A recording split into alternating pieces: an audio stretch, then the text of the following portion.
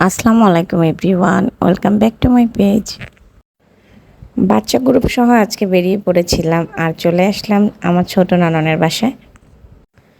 এটা অবশ্য ছোট আপুর শ্বশুর বাড়ি। এটা হচ্ছে গ্রামের বাড়ি। ছোট আপুরা এখানে থাকেন না, তারা হচ্ছে এখানে বেড়াতে এসেছে।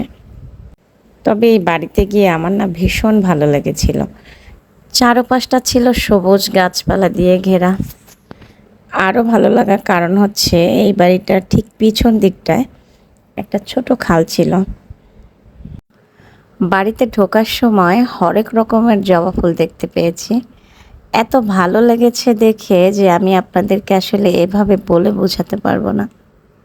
আরও ছিল বিশাল একটা কবুতরের ঘর। অনেক ধরনের কবুতর ছিল, আমি খুব কাছ থেকে আপনাদের দেখাতে পারলাম না।